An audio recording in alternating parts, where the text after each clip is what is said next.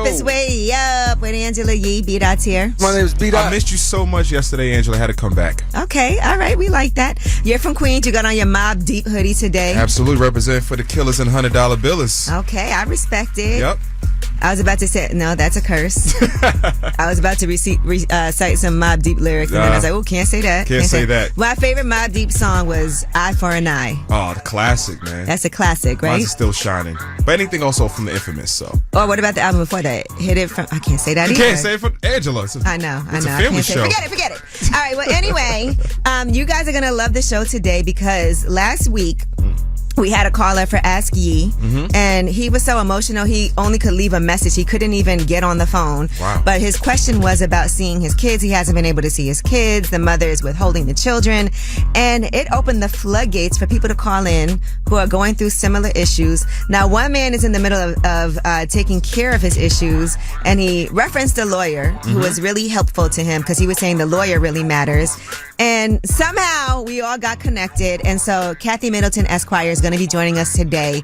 And when I tell you any question that you might have about how can you see your kids, for women, questions about child support and custody arrangements and visitation, any question that you might have, she can answer that for you. Okay. And so she's going to be joining us today because of the demand that we saw from last week's Ask Yee. So I'm excited to bring you this information. But let's start the show up with some love and positivity. Let's shine a light. 800-292-5150. Call us up. Let us know who you want to shine a light on. It's Way Up. I'ma shine. Turn your lights on, y'all. Turn your lights on. Spreading love to those who are doing greatness. Shine a light on them. Shine a light on them. It's time to shine a light on them. It's Way Up with Angela Yee. B-Dot. What's My name is good? B-Dot. That's me. Today I want to shine a light. This kind of has to do with what I did last night. I hosted the book launch for Earn Your Leisure at the Brooklyn Bank, where, as you can guess, is in Brooklyn. I deserve to be rich. Don't we all? I deserve to be rich. But anyway, I want to shout out to the owner of the Brooklyn Bank. That's Mr. Jude Bernard. Okay. Now, he has an amazing story, but I met him before he opened the Brooklyn Bank, just from him doing real estate and learning how to do things like flip homes, become a landlord, all of the things that he's been doing. But it's been a long road for him. But on his page, he details every single step that he does. He even shows like email correspondence. He shows the landlord-tenant relationship. He shows the difficulty that he has with certain homes. He gives you different options. He'll show you the checks, the money that, like, all of the things. He's very transparent in what he does. And when he opened this place called the Brooklyn Bank, it's like a venue. It's really something that I've watched a lot of people use. I've been to events there, and that's where Earn Your Leisure chose to launch their book. So I thought it was just amazing seeing all these entrepreneurs in one room coming together. So it's not an actual bank. No, it's not. Okay. It's called the Brooklyn Bank. Gotcha. I like it. I think maybe it used to be a bank. All right. Well, who do you guys want to spread some love to? Malik, who do you want to shine a light on? Yo, she about to blow the lid up off this pot. Let's get it. Oh, yeah. Angela's spilling that Yee tea. Come and get the tea. It's Way Up. I'm here with my guy, B-Dot. My name is B-Dot. What up? You ready for some Yee tea? Let's do it. I want to say I see B-Dot in the comments on this Yee tea, but we'll start it off with Jim Jones responding to 50 Cent and Cameron. Now, this all started when Jim Jones sat down with Justin LaBoy, and he said they need to get off his... Right. Stop. See, I can't even say nothing. But anyway, and then Cameron and Mace responded on their It Is What It Is, and here's what Cameron had to say. You talk about riding. I would have left you alone. I would have left the alone. But listen, do you remember how you got cool with us? One day, I'm leaving Mace's house on the west side, going back to the east side. I stopped at Jomo's house. His grandmother died, God bless her dad. And he had a free crib. So yeah, I would bring some over there sometime. I never needed nowhere to stay. You act like on your couch. You begged us. You are a fan. Okay. He's a fan. Right. Well, after that, and I want to say Mace was eating popcorn. Yeah, that was hilarious. During this. Now, I saw Too Cool to Blog said Jim Jones responds to 50 Cent and Cameron in the song Please Be Honest. How is it sounding? First comment, B-Dot. Yes. Sounded very good. Jim is at his best. Over dusty soul samples with producers like Harry Fraud. I've been begging years for him and Pete Rock to do a project together. Jim Jones has been on the road for the last couple of years. If you listen to songs like El Capo, Harry Fraud, the Fraud Department, those are really good albums. So I think that's Jim Jones at his best. All right, well, here is a snippet of that song, Please Be Honest. I done been through the most. Sick of talking about we fake bloods. I had to spin for the coast. That was 20 years ago. I was just slim with the toast. Sick of talking about they outside, but they put everything on the post. No, we not jacking that. It's not a place that we go there. We not packing that. Yeah, man. Listen, I like Jim. That's the kind of Jim Jones I like. Let's take it to the booth. All right, Dipset. I talked to Mano after all of this too, because he was mentioned, yes, as well, and he basically was like, "Man, I hate to see them arguing because they have so much history together." Right. You know, some of the stuff is true, some isn't, whatever. But he was like, "I hate to see them arguing. They got too much." I like Mano with the diplomatic approach. Yeah, look at Mano. He's so grown now. Yeah. New Mano. All right, now you want to hear something nice, something good? Yes. SZA was on Drew Barrymore, and Drew Barrymore talked about the song on Control that was named after her, right? And here's what SZA had to say about why she did it. I thought this was beautiful. It was inspired by you. It wasn't just titled after you. The energy that you carry. Even my outfit is inspired by the way you've made me feel my entire life. Because you were so yourself. You were quirky. Your smile wasn't perfect. I have like a slight speech impediment and people laugh all the time. And you're like, what is SZA saying? And it's like a running joke. It just reminds me of all the things about myself that make me nervous. But on you, it shines so brightly. You gave me permission to like be myself and feel like this is so cool. Yeah. I think that was so cute. Drew Barrymore was definitely touched by that. You could see she was emotional. Yep. All right. Well, that is your Yeetie. When we come back about last night, we'll discuss what we did last night. Can't wait to hear what you were up to. But I was actually at the book launch for Earn Your Leisure. The book is out today. And we'll talk about it. It's Way Up. Way Up with Angela Yee. It's not just right or wrong. It's about what you believe. It's time to pick a side and stay there. Pick a side. It's Way Up. I'm here with B-Dot. My name is B-Dot. I'm on the right side.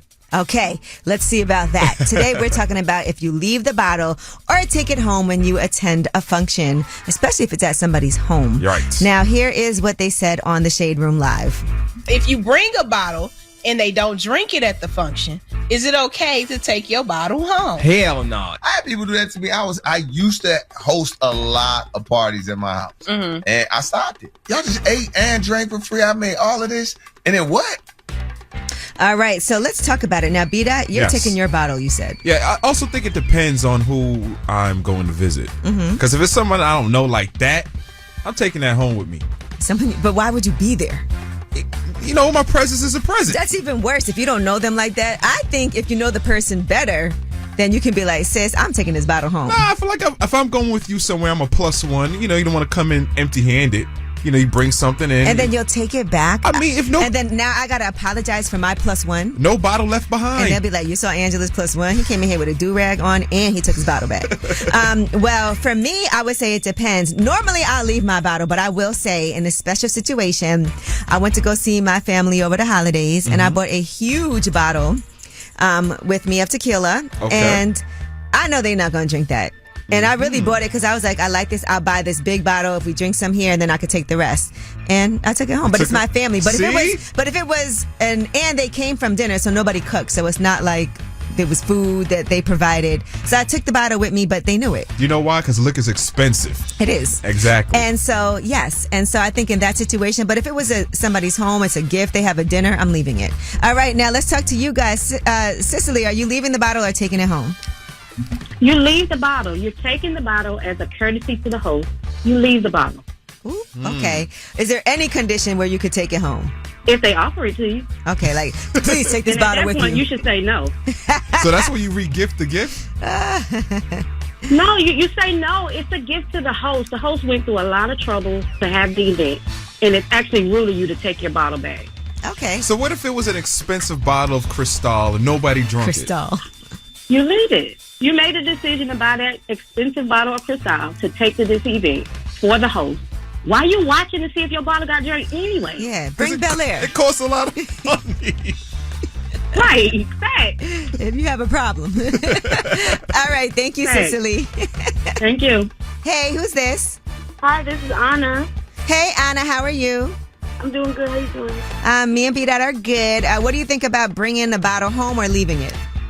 So for me, I will personally bring the bottle home depending on how much is in the bottle. Okay, so you've done this. Yes, absolutely. Sometimes I come to a function and I have half a bottle left. I'm bringing that half a bottle home. It's almost like, remember when you go to the club, right? You buy a bottle, it's half drunk. Do you take it home with you? Yes, you know what? And you do own that bottle. Do they sometimes have an issue if you take it from? But it's not a club; it's somebody's home. We take the bottle home nowadays. I'm sneaking it in. We definitely sneak the bottle out the club. If I pay for a bottle in the club, I'm taking it with me. I'm telling you that right now. It's the same concept. But it's not a club; it's someone's home. By all means, I try to bring that bottle back. Anna, I gotta ask you, what bottle would you bring to a function? I'll bring Don Julio, obviously. I think it depends on the price point, Angela. Now, if you bring a bottle of something from the gas station, you can keep that. You shouldn't even bring that. Oh, yeah, keep that. Yeah. That's some okay. Cisco. Enjoy. All right, thank you. For everybody. Hollister, what do? Do you bring the bottle home or leave it there at an event, at someone's home? You leave it there. They providing the food, the roof that you're sitting under, and, you know, the entertainment. So, yeah, you leave the bottle there to show your appreciation. Okay. Damn, I guess I'm the tacky one then. Don't nobody want you to ride home drunk anyway. All right, thank you. All right, bye-bye. Can't lie, Angela. I did bring a bottle home once. I'm thinking of a scenario when it happened. Was it at my house? No, it wasn't. It was 4th of July and I had a bottle of Hypnotic. You took the bottle of Hypnotic home? Oh, you deserved everything you got. No. Oh, man. If you couldn't get through to leave a message, 800-292-5150. You can leave a message for last word. And when we come back, we have your Yeetie. And let's talk boxing. When we come back, we'll tell you about some new things that are about to happen. It's way up. They say it's truth in the rumors. From industry shade to all the gossip. Talk to me. Angela's spilling that Yee tea. It's way up with Angela Yee. And B-Dot is here. My name's B-Dot. Where else would I be? Where else? Let's get into some boxing news. Ryan Garcia versus Devin Haney. That rematch is official. Okay. And you know, Devin Haney was suing Ryan Garcia. Yeah. So that lawsuit has now been dropped because of this fight that's going to be happening. Now, if you guys recall, last Saturday, Bill and Devin Haney ran into Ryan Garcia at the Ring Awards in London. And as he was leaving, here's Bill Haney. Y'all know I see him trying to duck around there. Came all out here for nothing, huh? You ducking it, huh? Stay quiet. Okay, and then Ryan Garcia went on social media and said, you can smell the desperation. That sounds like stalking. But it is going to happen. Are you going to watch this fight this year? Of course I'm going to watch rematch. What do you think is going to happen? Because there was an investigation. Ryan Garcia's decision victory was overturned to a no contest. He was also suspended a year from professional boxing. And they want to make sure these drug tests get done. Devin Haney went on social media and said, I guess he's not a duck, he's a goose. See you soon, bucko. And Ryan Garcia said crazy things on his page. Right. And he said he is being drug tested, just not by Veda. So everything they said is lies, lies, and more lies. I came here for business, Bill. You're going to get that call. Just shut up, take the deal, drop the lawsuit, and do what you're told, bum. That lawsuit was real crazy, though. I think that they also were trying to get the money that they were supposed to get, you know, from that fight. And, you know, truthfully, there was a lot of red flags, like with the drug testing, the weight, all of that. You know, so this, I think, will, if everything can be above table and done the way they're supposed to, this will really determine, because I don't know what type of effect that would have had on that fight with Ryan Garcia. Right. Everyone's going to get paid at the end of the day. All right. Now, Terrence Crawford is going to be fighting Canelo Alvarez. That's been agreed upon. And Terrence Crawford said, I'm going to shock the world. Watch, the best is yet to come. I had it in my back pocket this whole time. So this was first discussed last year. Talks died down. Canelo did not want to negotiate prior to his September fight, but now they're supposedly well rested, recharged, following their latest fights. Who you got in that one? Now that's a fight I want to see. That's going to be a good one. I'm going with the Mexican. You are? Canelo, man. Listen, y'all counted out Terrence Crawford before, so I feel good. That's going to be a good one. We have to go to that one, Ange. All right, where is it? Where is it at? Yeah, do we know where it's at? I would definitely want to go to that one. Let's see if we can make it happen. That should be fun. Put my mink on. All right, and Tyson Fury had an announcement. Here's what he had to say. I'd like to announce my retirement from boxing. It's been a blast. I've loved every single minute of it. God bless everybody. See you on the other side. This is like his 8th retirement. Yeah, he's 36 years old. Y'all don't believe it. He always makes these announcements. You know, he retired before in 2022, but then fought again 2 months later. Then he kept saying he was going to retire. It is a really tough sport, though. It is. So I can see why, if there's, we don't know what's going on in people's personal lives, but maybe there was a reason. All right, well, that is your Yeetie. When we come back, we have Under the Radar, the stories that are not necessarily in the headlines. They are flying under the radar, but you definitely need to know about it. All of you TikTok users, what is about to happen in the near future? We'll discuss that in Under the Radar. It's way up. The news, I got news. This in the news that relates to you. These stories are flying under the radar. All right, it's way up. I'm here with my guy, B-Dot. My name is B-Dot. Yo. And people are trying to figure out other alternatives for TikTok. Ah. Yes, so right now, this law that could shut down TikTok nationwide may take effect as early as Sunday if the parent company ByteDance does not sell off the app and if the Supreme Court does not block the law. There's 170 million monthly users just in the United States. So right now, this is the time that other competitors are really trying to step up to the plate. I see people looking for other options. People have signed up for Neptune.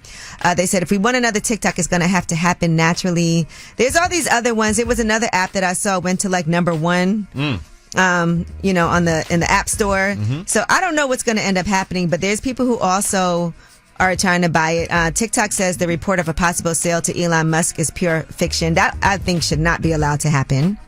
But they did say that was a possibility, but they're letting you know that is definitely not going to happen. I saw Meek Mill said sell TikTok to me, so he stepped up to the plate. Maybe you could buy it, Angela. Mr. B said, okay, fine, I'll buy TikTok so it doesn't get banned. Red Note is at the top of the app charts. That's the app I was talking about ahead of this potential TikTok ban. But it's also another Shanghai-based Chinese language social media app. So wouldn't that face the same problems at some point? Maybe you and I should go half then. How about that? Or how about I just become an ambassador, you pay for it, and I'll do some of the legwork. Yeah, we're going to learn the new dances. Yeah, but listen, I'm sure it's going to be quite profitable for whoever decides that they want to do it. Listen, people thought Elon Musk was crazy when he bought Twitter. Yeah, I still think he overpaid, but listen, it was a good he had other goals. Right. The goal wasn't just about money, it was about power. And it was about the upcoming election and all of those things, right? And it's power and freedom of speech. All right. Now, President Joe Biden announced yesterday that his administration had approved federal student loan relief for more than 150,000 borrowers. So that total number of people whose student debt has been canceled is over 5 million. I saw Navy over here looking at me. He runs the boards here, and he's still waiting. Is yours canceled yet? Not yet? Canceled? Okay. Well, there's still some time. There's still a couple days. Maybe after the show. Maybe later today it should happen. All right. Well, that is your Under the Radar. Now, I'm excited about this guest who's going to be joining us today, Cathy Middleton, Esquire. She is an attorney, but she deals a lot with family law. And we had a guest last week. Well, we had a caller call in for Assy. He was a guest. Right. And he was having issues being able to see his kids. He was paying child support, but the mother was not allowing him to see his kids. That opened the floodgates for so many people dealing with issues similar to that to call in. So she's going to give you legal advice for people who are like, I don't want to take this to court. I can't win. The woman always wins. She's going to tell you what you can and cannot do, what the courts will say, and what you should do if you want to be able to see your kids or set up visitation or alternate holidays, anything that has to do with your family. She's going to be able to help you guys out. We also have the Way Up Mix at the top of the hour. It's all good. It's all good. Who was the caller? Don Tripp? No, it was not Don Tripp. Got it. All right, it's Way Up. It's like to talk like they Angela Yee, like they Angela Yee. Man, she's spilling it all. This is Yee T. Way Up. It's Way Up with Angela Yee. Hey, B-Dot. Ready for this, Yee? My name is B-Dot. I was waiting for my drop. I was waiting for your drop. I was Yeah. like, why he act like I didn't just say hi? Hi, Angela. All right, well, let's get into this Yeetie. So, this woman, I feel so bad for her. She's a middle-aged French woman. Okay. She got scammed out of $850,000. She thought she was dating Brad Pitt. What? And they have the pictures that he sent, or whoever it was sent, of Brad Pitt in the hospital holding up a sign that says, Anne, I love you. I guess the woman's Let me see name these is pictures. Anne. She was 53 years old, married to a millionaire at the time. And in 2023, she fell for this. She sent him all this money. He had these fake hospital bed pictures, and she got the money from her divorce settlement because she broke up with her husband because she thought she was getting with Brad Pitt. He said he couldn't use his own cash because he was tied up in a divorce with Angelina Jolie, and she was helping him out, I guess. That wasn't Brad Pitt. That was Joe Black. She could have got me for way less. You know how she caught on? And this is heartbreaking. She caught him. She spotted a picture of Brad Pitt, the real one, out with his current girlfriend. Why would Brad Pitt ask her for money? And she only texted with him because he was too busy for calls.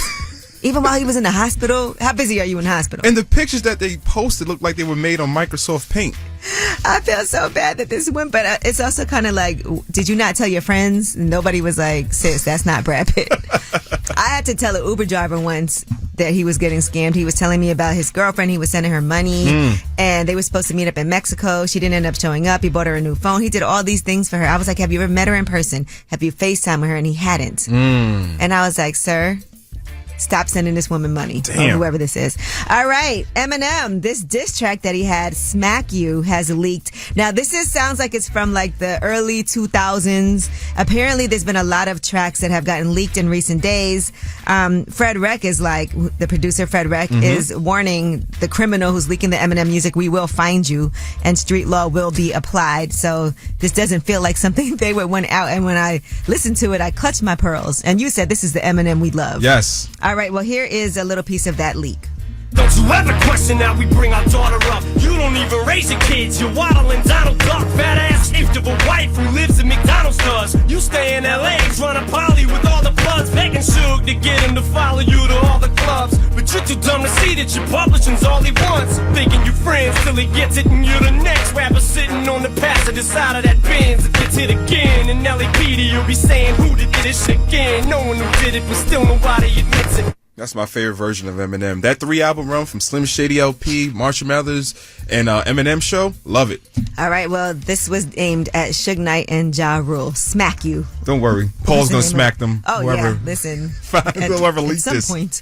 All right, and the Grammys, we talked about this yesterday. They were talking about whether they're going to delay the Grammys. Are they going to make it a fundraiser? Well, it's still going to happen. They shared a statement yesterday acknowledging the natural disasters that were tragic. They also detailed various charitable efforts to help, but it's going to happen Sunday, February 2nd still at the Crypto.com Arena in LA. And they are also launching this fire relief effort with an initial $1 million donation to support music creators and professionals. And so they're still going to have this, but also make sure that this is something that is going to amplify the spirit of resilience that defines this great city of Los Angeles. There's going to be a renewed sense of purpose, raising additional funds to support wildfire relief efforts. Sounds like a Lou Rawls telethon.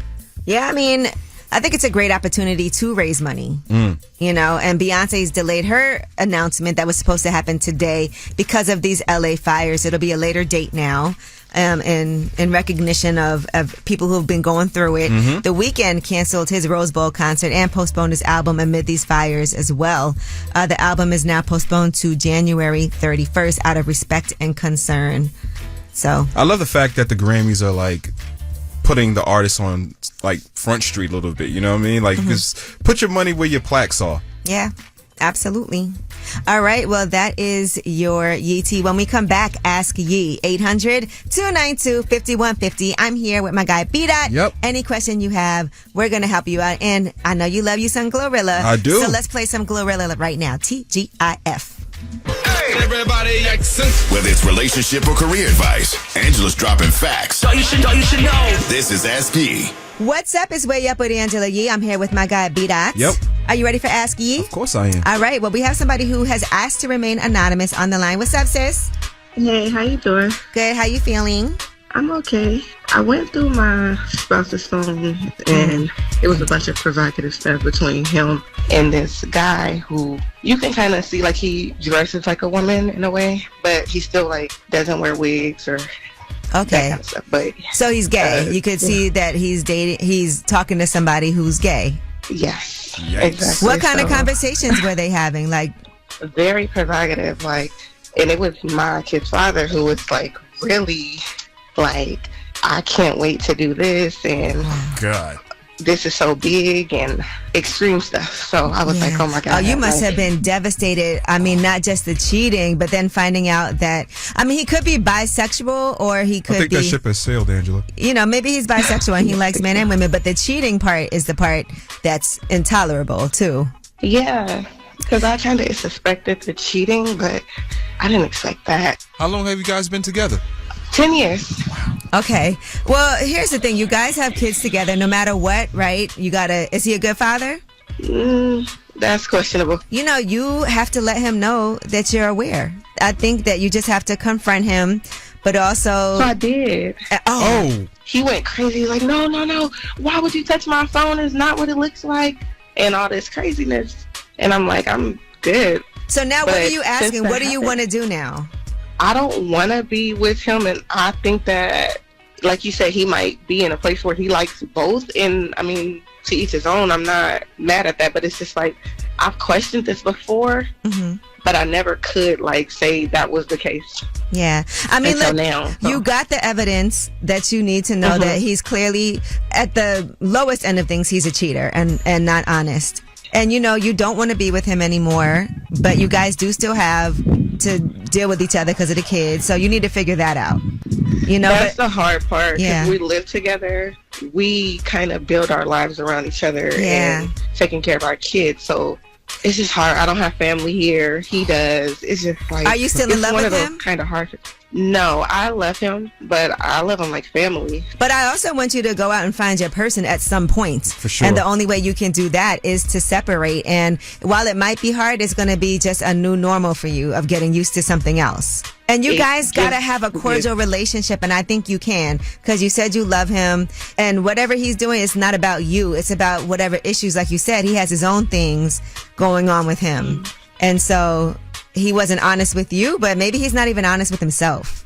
Yeah, but we haven't talked about it at all. He tried to act like it didn't happen. Like, it's like... Yeah, he's avoiding it. How long ago was this revelation? So like a month ago. You know, for the sake of being, how old are your kids, or how many kids do you have? We have 4.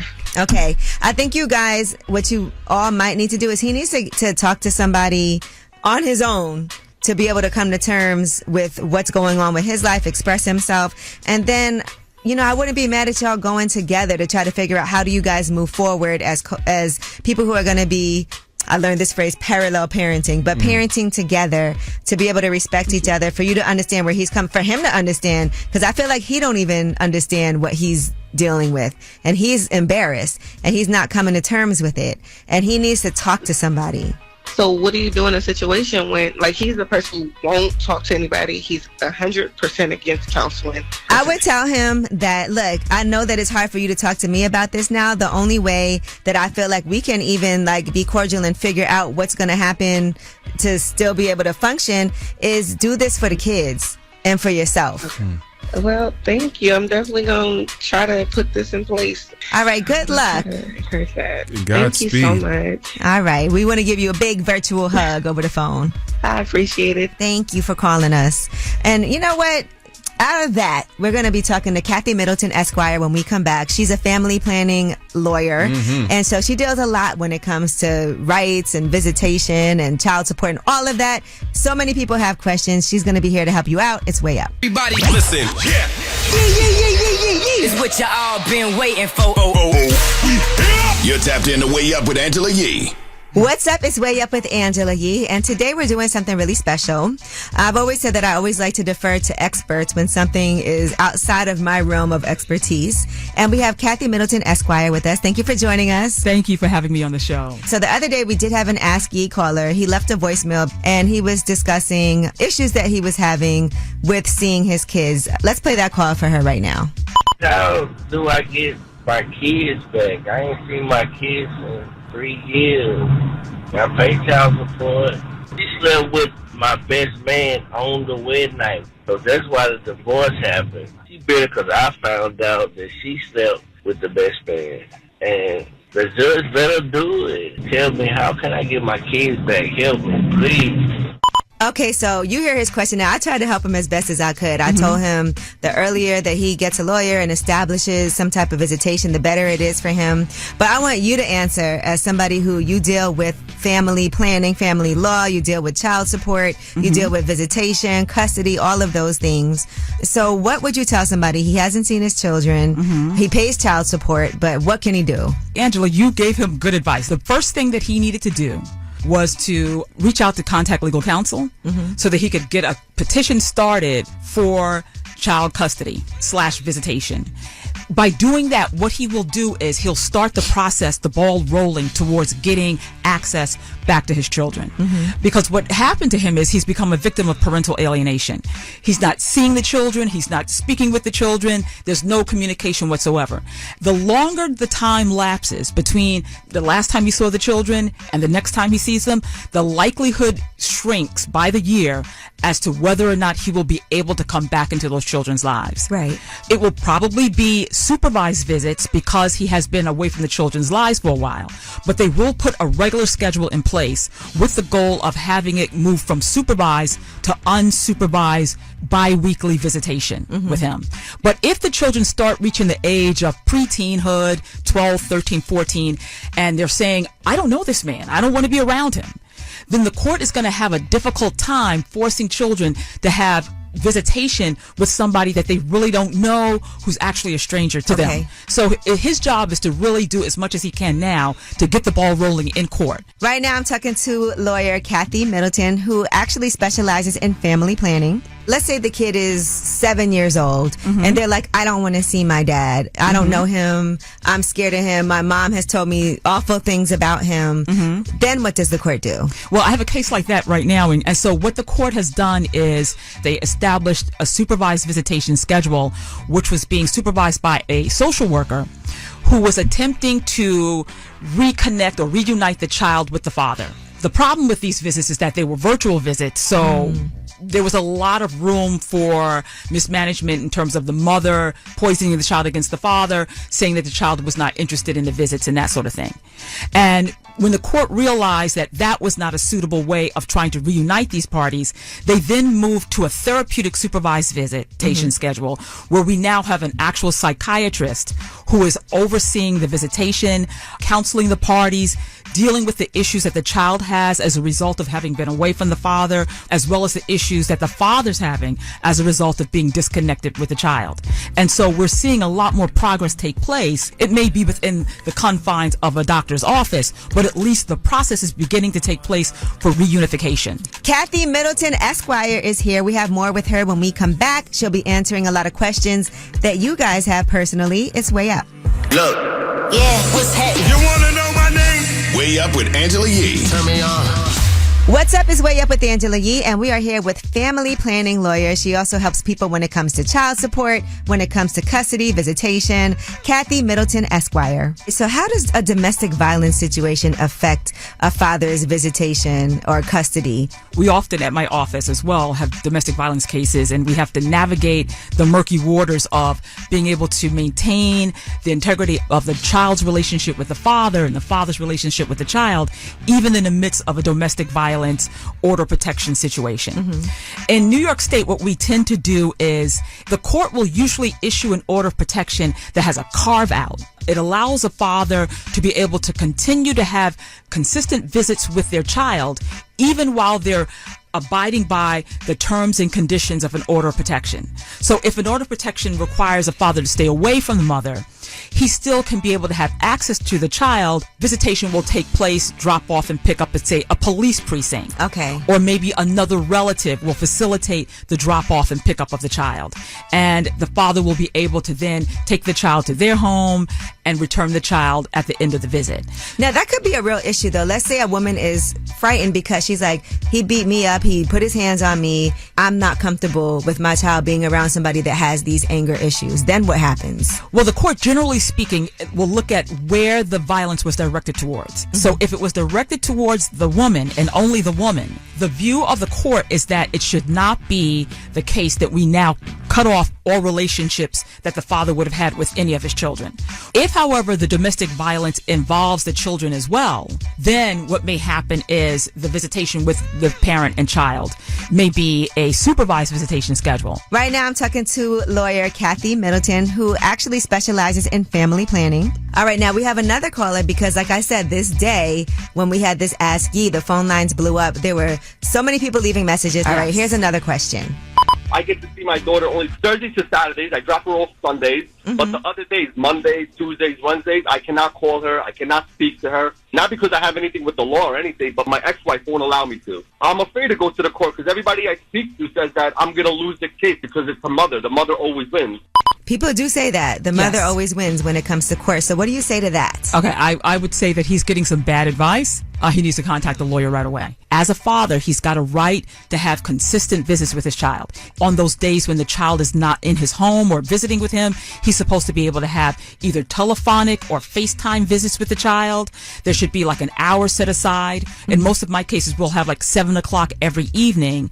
The father's allowed to either have a FaceTime call or a telephone call with the child. That's good. Yes. Okay. You also, though, work with women, so I don't want people to think Yes, this we is do. just about men. You do also work with women and helping them, because you also have a book helping women get their child support. Girl, get that child support. Yes. And so half of my clients are women, and I help women with child support, paternity, custody issues, domestic violence, divorce. You know, we're equal opportunity office. We discriminate against no one. And I do feel like men, it's harder for them to get help. Like people don't take into consideration people who want to be in their kids' lives. True. And there's some type of hindrance there. And True. so I don't want guys to feel like I just give up. This is too difficult. It's not going to happen. I can't deal with this woman, and I'd rather just let it go. You know, you got to make it happen. All right. Well, I appreciate you so much for coming Thank through. I know you. there's going to be a ton of people Yes. that are going to be hitting you up. And so they can reach me at 1-833-FAMLAW1, or they could visit my website, which is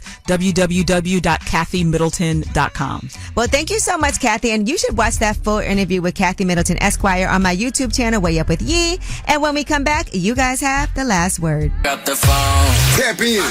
Tap in and get your voice heard. What the word is. Here's the last word on Way Up with Angela Yee. What's up? It's Way Up with Angela Yee. I'm here with my guy, B-Dot. Yes, I am. How you feeling, B-Dot? Feeling good, Angela. All right, good. You're going to feel even better. I ordered you some jerk chicken. Oh, man, you shouldn't have. Yeah, but I'm you glad know. you did. I know you are. Well, thank you again to Cathy Middleton, Esquire, for joining us today. If anybody needs any help, again, Cathy Middleton, Esquire, amazing when it comes to talking about child support, custody, visitation, you know, the rights that fathers do have, because too many times we see people not allowed to see their kids. There's personal relationships with the parents not getting along, and kids should not be affected by that. Word. She makes me want to have another baby. Okay, good to know. Here you have it, ladies. If anybody's, well, you're in a relationship. Yeah. All right. Well, again, thank y'all so much for joining us. This is your show, so you have the last word. What's going on? I want to shine a light on this guy. His name is Jacob Horn. This guy hasn't had his kids for 2 years. He was patiently waiting. He's stressed. I know at one point he had thoughts of suicide, but he was patiently waiting, and now he has custody of his kids. He's living a good life. He has a career. So I want to share that and shout out to him, but I also want this to be motivation to other guys that are going through the same thing. Just be patient. Keep your mind focused. Don't give up. God's got you. Yeet. Turn it all the way up. Angela Yee is way up.